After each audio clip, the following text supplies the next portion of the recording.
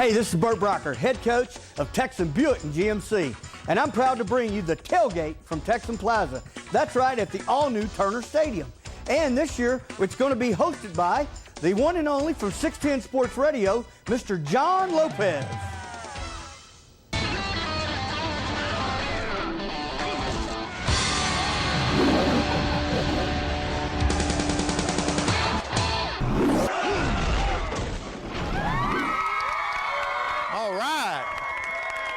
That sound you hear is the sound of a tailgate, the Texan tailgate, Texan Plaza, TexanPlaza.com. If you want to be a part of this, I'm John Lopez. That's Bert Brocker. This is the tailgate at Texan Plaza, and we have a very, very nice, very big show for you today with some great guests. And I'm going to go through that real quick. We're going to have a couple of Texans cheerleaders here, MacKenzie and Ashley. I think they're meandering around here on the tailgate. We're going to talk with them for sure. The executive director of the Meineke Car Care Texas Bowl, Heather Houston, is here. We'll get to her in just a second. Actor Burton Gilliam, and I've got a question for Burton that's going to make you laugh. I promise that. Burton Gilliam was in Blazing Saddles. He was in Fletch. He was in Paper Moon, and he's got a movie that's going to film right here in the Conroe area. We'll talk to Burton Gilliam for sure. The team of the week is Kingwood High School basketball. They are in enemy territory right now. This is Kingwood Atascocita, big-time rivalry, and I've sat on both sides, and this is going to be a fun event here today. And, of course, the talk of the tailgate, I think they're here, Texas Flip Factory. I'm not exactly sure if they're here or not. I think they're here. But let's start right here with Heather Houston, and thank you for joining us, of course. Bert, I know Bert wants to say a couple things, but just having her here, and she's executive director of the Texas Bowl. Absolutely. You know, it's wonderful to get you out here because this is, as you see, it's just an unbelievable event. It's just crazy how great the community and everybody buys into up here. And, you know, naturally y'all are buying in right here to the state of Texas. So appreciate you taking your time to come out here and spend time. This is all brought to us by Bert Brocker in Texan Plaza. His name is on the sign right there. But let me get you a couple of questions. The Meineke Car Care Texas Bowl is near and dear to me. I've been to just about every one. You are the executive director. A lot of moving and shaking in college football. Let's talk about the serious questions here first before we have some fun. This conference affiliation, this team going there, that team coming here, how does it affect you guys? It affects us greatly, just like it affects all other bowl games, and it's been really interesting to watch. Thank goodness the Big 12 sort of fell into what we hope is a steady place now with the addition of TCU. And, you know, our partners are Big 12 and Big 10. Big 10's really steady, so we feel really good about that side of the partnership. And now Big 12 with their 10 teams, they've all agreed to stay together for 6 years, so we feel great about the two partnerships that we have.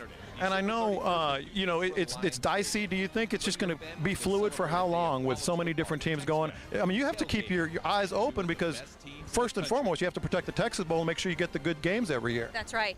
I have no idea. And you talk to the athletic directors and you talk to the heads of the conferences, they don't know either. Yeah. I mean, this is just a moving target at this point. But like I said, we all hope that there's a little consistency now in what's going on. And I just heard earlier that Conference USA and Mountain West are merging.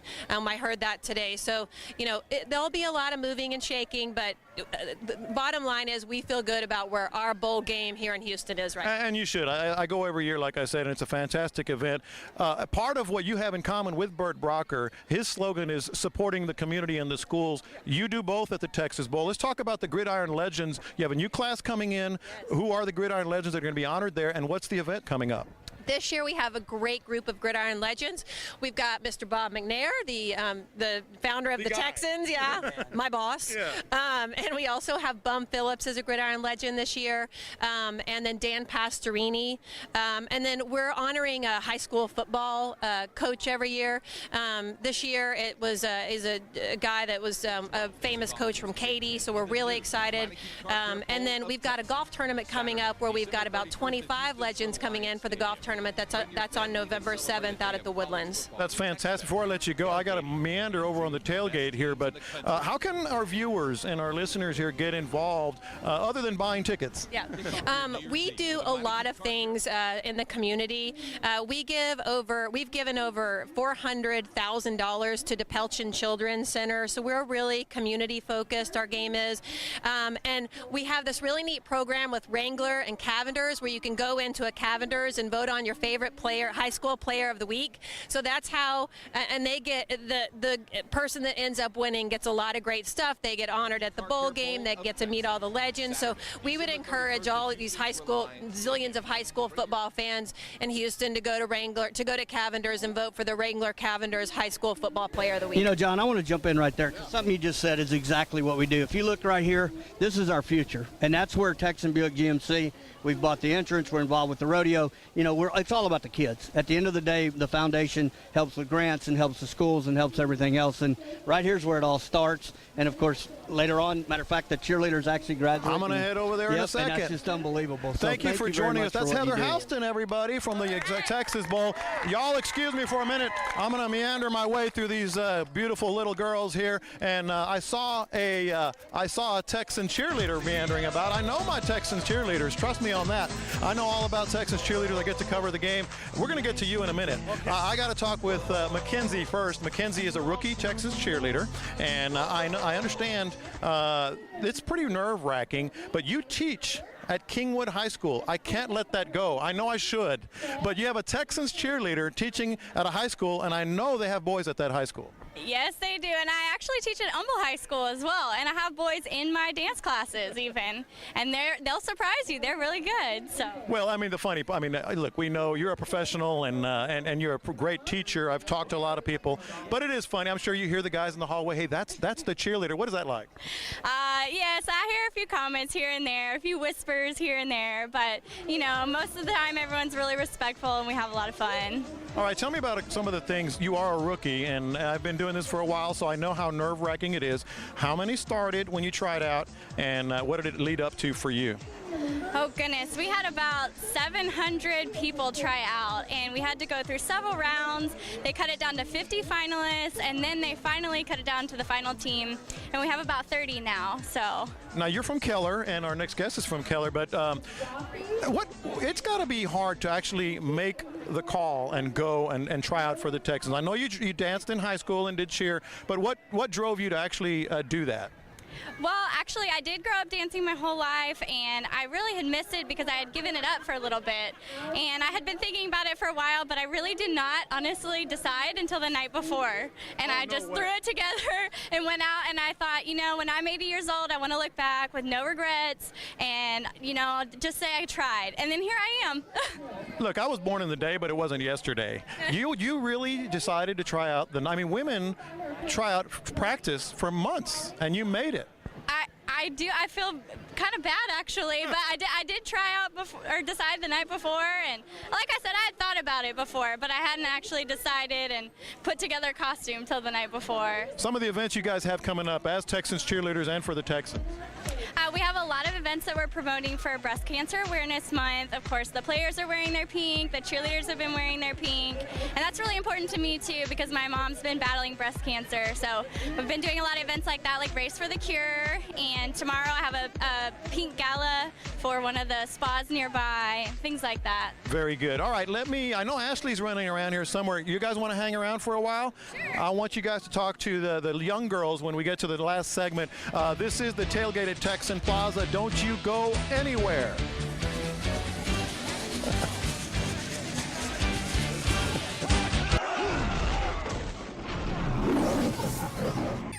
Hi, I'm MacKenzie. Hi, I'm Ashley.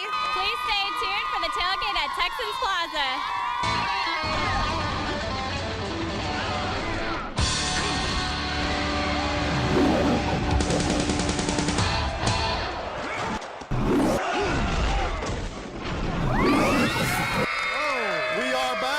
Yes, we are. The Tailgate at Texan Plaza, TexanPlaza.com. I'll tell you about that a little bit more right now. But joining us right now, one of my favorite people because he had an absolute first in cinema. Y'all have heard about the first kiss in cinema, the first this, the first that. I'm going to get to that in a minute. Burton Gilliam, who has been in Blazing Saddles, Paper Moon. You've worked with some amazing people. Back to the Future 3, I believe you were in. Yeah. Some of the others. Tell us about your appearance in Houston. You've got an event coming up that you're going to be doing, first of all. That's right. Tomorrow night I'm going to be with the folks from Concordia Lutheran High School. We're going to be having a big gala. We're going to raise a lot of money for them. And I'm also down here to do a picture. A movie, and you just got that. What's the story on that? It's called Return to Vengeance. Return to Vengeance. Yes. And we're doing it up in Conroe. So as soon as I finish tomorrow night, I will go up there and start my movie on Sunday morning. Well, what about your start in acting? Because I know you have a history. You didn't come up to Juilliard and everything. You were a boxer, I believe, Golden Gloves boxer. I was a Golden Glove fighter, and I won more Golden Glove championships than anybody in the history of the sport. Wow. That was a long time ago. Did you think about going pro? Yeah. Had a lot of opportunities and beat a couple of guys that won the pro world championships. Nice. Had a great time. And then you were a firefighter? I was a firefighter for 14 years. So how did the acting come about? I saw an article in the Dallas paper. It said somebody was looking for extras to be in a picture called Paper Moon. It said Ryan O'Neal was the star of the show. I went down and had never been in a grade school play. Wound up with the 6th largest part in the picture, a co-starring role, and I like 7 votes getting an Academy Award nomination. It just goes to prove you don't have to know anything about what you're doing. Just be at the right place at the right time. Well, I was going to ask you about that. I mean, this whole trained acting. I'm sure you're trained now, obviously, through the process. But how did you just decide I can do this? Mm-hmm. Yeah. Well, I had some help after I'd done Paper Moon and. About 4 months later, I got a call from some guy who said his name was Mel Brooks. Oh, I know him. I'm going to get to that in a minute. I'd never heard of him. You never heard of Mel Brooks at the time? At that time I had no. Yeah. And he asked me he had seen a rough cut of Paper Moon and asked me to come out and talk to him about doing a picture called Blazing Saddles. Well, you've worked with Mel Brooks. You've worked with Peter Bogdanovich. You've worked with Steve McQueen. You've worked with Clint Eastwood. Let's start with the directors, Mel Brooks and Blazing Saddles. When you read the script, and all joking aside, it was cutting-edge stuff. I mean, those types of movies were not made before. It was the first one like that. I knew nothing about reading a script, but I knew something about money. It's a pretty good motivator, isn't it? Mel Brooks said, if you'll do this, I'll give you a lot of money. And I said, well, I guess I'll do it then. I'm quitting the fire department, and I make $12,000 a year at the fire department. That's funny. Now, actors, Steve McQueen, Clint Eastwood, when you got into it late, they were already stars. Yeah. What was it like first time you get up with one of these guys? It's like these guys first time they meet a pro basketball player or something? Or Well, I had, when I did Paper Moon, Ryan O'Neal was at the height of his career. Yeah. And I found out right off the bat that I could do that, and I wasn't scared of it. Anytime you look across a 20-foot ring and you see a guy over there that wants to kill you, nothing should really scare you at all. That's a great point. I mean, you've been in the arena, so to speak, and so it kind of trained you in a sense, the boxing and the sports. If it weren't for boxing, I would never have been an actor. No. It brought me out.